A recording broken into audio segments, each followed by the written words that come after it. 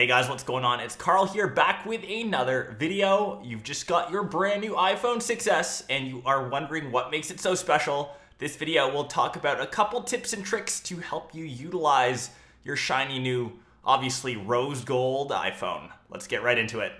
A lot of these tips and tricks will revolve around 3D touch. Naturally, this is where you can change the settings under accessibility, and under 3D touch, you can change how much pressure it takes to activate it. So from firm, if you're feeling nice and strong, or light if your thumbs can't push down too hard, and you can test that out on the picture below.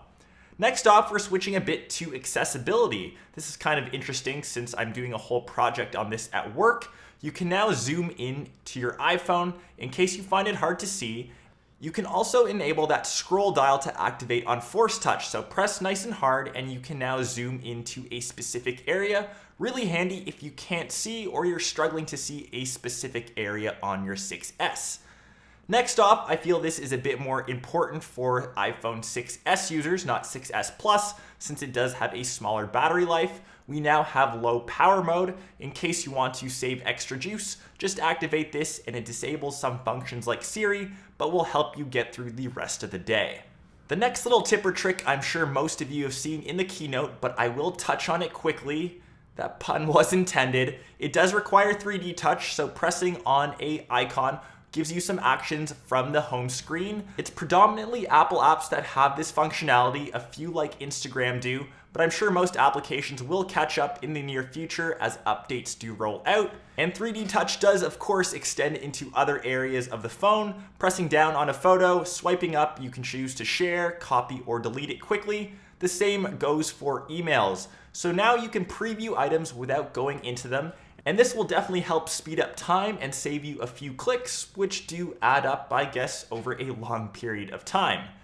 This extends into text messages. Say someone sends you a link, you can choose to preview it. Swiping up, you can open the link, add to your reading list, or copy it for later, all without going into Safari.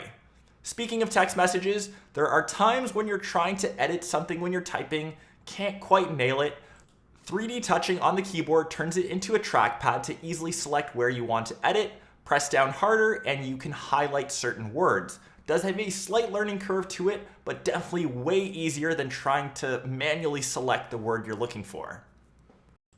The next tip or trick revolves around multitasking. As you know, double tapping on the home screen leads you to the multitasking page. That was so 2014. Now you can 3D touch. Pressing hard on the left side of the display brings you to that same multitasking window. And I think once you use this over time, it just becomes more intuitive and more natural. As you know, with the iPhone 6S, we now have live wallpapers. Nothing too crazy here, people, but I guess it does get some people talking. This is different than the dynamic wallpapers. Things will actually move now. So there's a bunch of preset options that you can set to your lock screen. And once you are there, force touching or 3D touching on the picture will make it move. Fascinating. Not actually. Every single photo that you also take with the rear-facing camera, you can have a little live action view of it. So if you take a better photo than this, obviously, you can set that to your home screen. Once you're on that lock screen, then you can play it back using 3D touch, and you can see your moment come to life. So interesting. Lastly, with photos, now you can select multiple photos in a quicker fashion. I know this was always a bit of a pain in the butt. So once you hit that select button, you can hold down your actual thumb and highlight multiple photos. Something super easy and quick. Those were my top tips and tricks of the iPhone 6S and 6S Plus. If you know any other secret ones, make sure you leave them down below in the comments.